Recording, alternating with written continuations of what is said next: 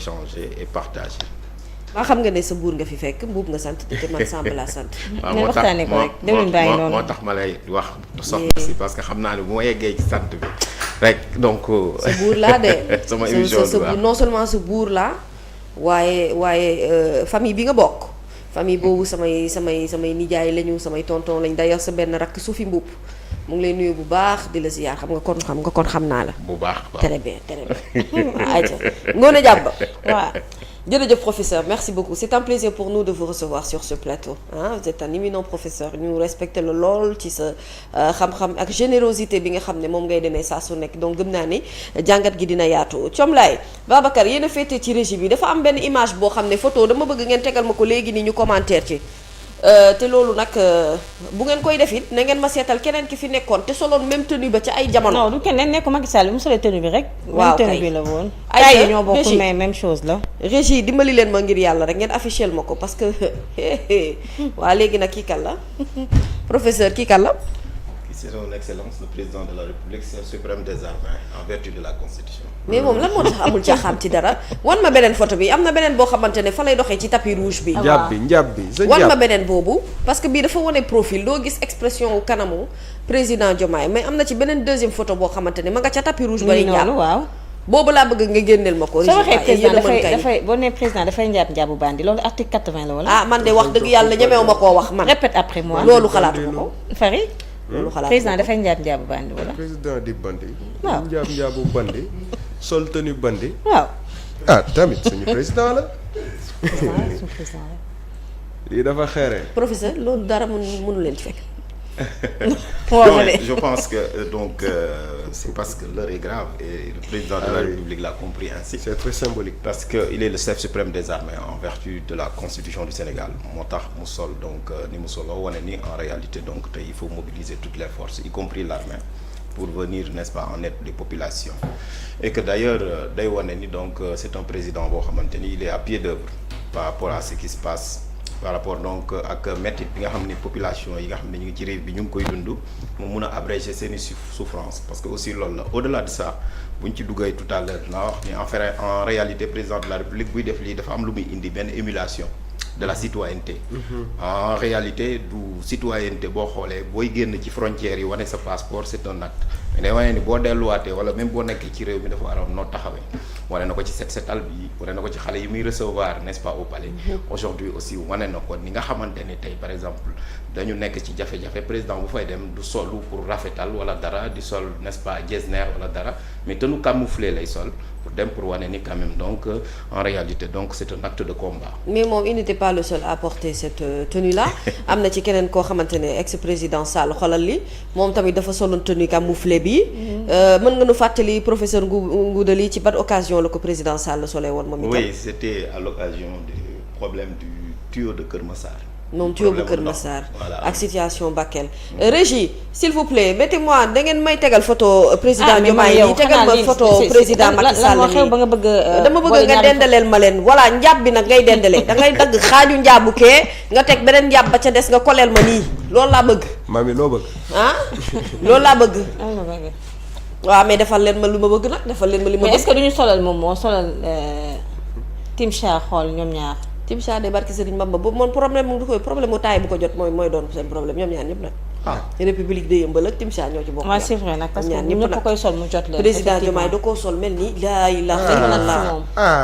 yàlla tubaarkàlla. noppi naa. waa kay waaw voilà maintenant voilà la différence entre l'autre dafa mel ni nga dem ci baax yaay couture ak papicos. non je suis pas d'accord. caméra yi bokkul jaabi duñu benn bon bref. caméra yi bokkul. souvent comparaison n'est pas raison. de comparaison n'est pas raison voilà 10h15 alors professeur Ngouda da nga dugg si fu am solo et ce sujet mérite tout le sérieux du monde entier et d'ailleurs on en profite également pour encore une fois di apporter sunu soutien à la population bi nga xam ne ñoom ñoo nekk Bakel ci crue boobu fleuve bi nga xam ne dafa déversé wu ci seen kaw ndax li ça n'a rien à voir ak ay problème u inondation à la limite mën nañ ko tuddee sax une catastrophe naturelle mais qui était quand même prévisible depuis un bon bout de temps j'ai vu des images de la population de Bakel qui m'ont extrêmement touchée des gens yoo xamante ne dañoo nangu seeni kër amatuñu dëkkuwaay ñenn ñi ci àll wi la ñu lal ay basang amuñu tente bu leen couvrir am nañu ay jafe-jafe pour wàllu dund convenablement les écoles n'en parlons pas parce que mbokk yi mën a fat ñenn ñi fat nañ ñenn ñi ñeneen ñi nga xam ne ñooy dëkkandoo yi leen war a mën a jàppale ils sont venus en appui mais on voit des images d'enfants exposés pratiquement au soleil sans pour autant ñu am benn couverture benn toit bu nekk ci seen bopp école yi moom taluñoo jàngi te ku taluta jàngi taloo am foo dëkkee wax dëgg yàlla doo tal ay élections législatives doo tal voté ak leneen la ca des mooy ce qui veut dire que la situation bi am ca Bakel am ca Kédougou doy na waar lool aujourd'hui le président Bassirou Diomaye Diakhar Faye a décidé d'y aller mais man li ma sentirul en réalité mooy soutien wu non seulement les politiques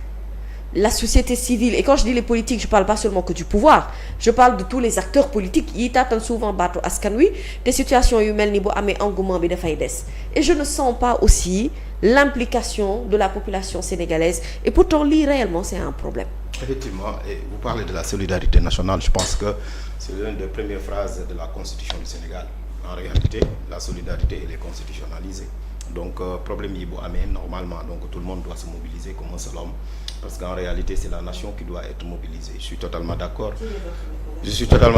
donc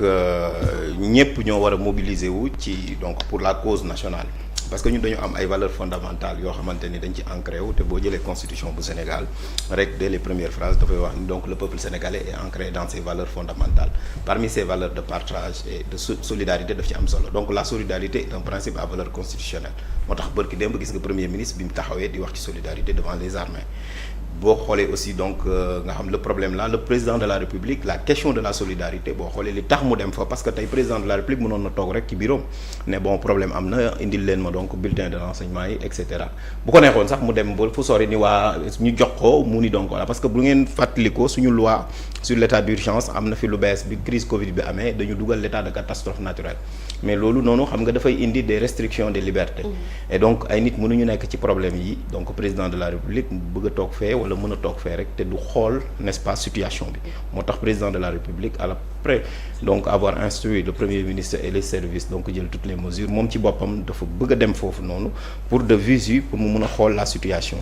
parce qu'en réalité ça doit être comme ça parce que l'État en fait donc est là pour le service citoyen et le président de la République est le premier citoyen sénégalais et il est au service des citoyens donc citoyen sénégalais fu mu toog rek mu am jafe-jafe et surtout nag donc mu doon des populations yoo xamante ni dañu am des droits dañu am baax moo tax mu dem fa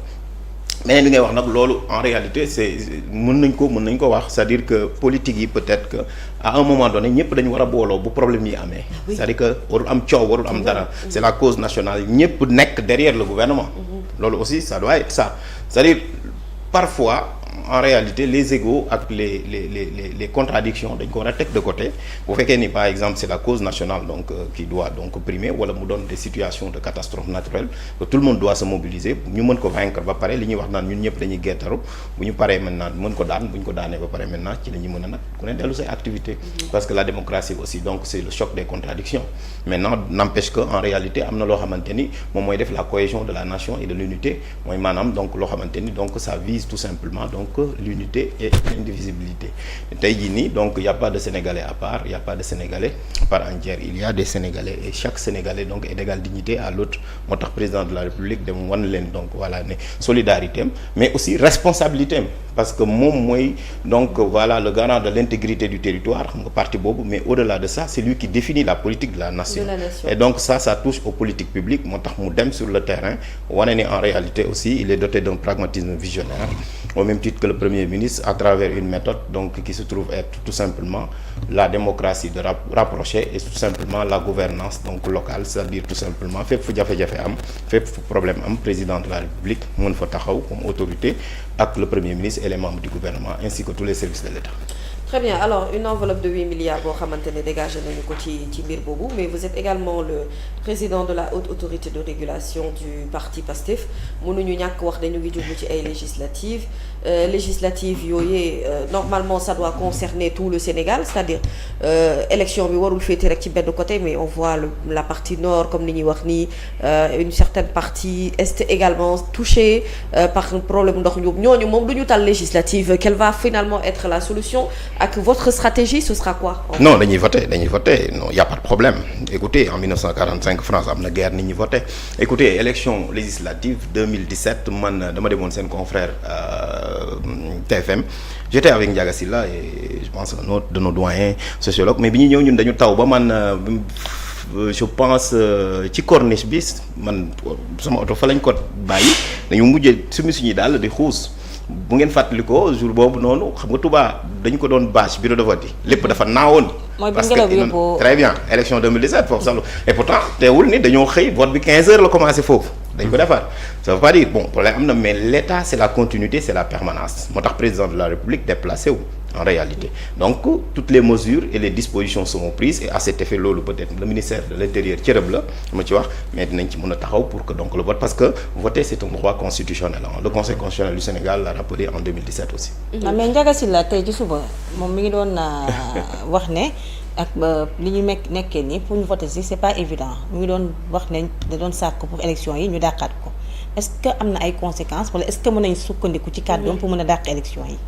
non mënul nekk instant bi parce que élection yi tey pour ñu mun ko dàq il faut déjà muy processus bu compliqué. Sénégal pour nga mun fi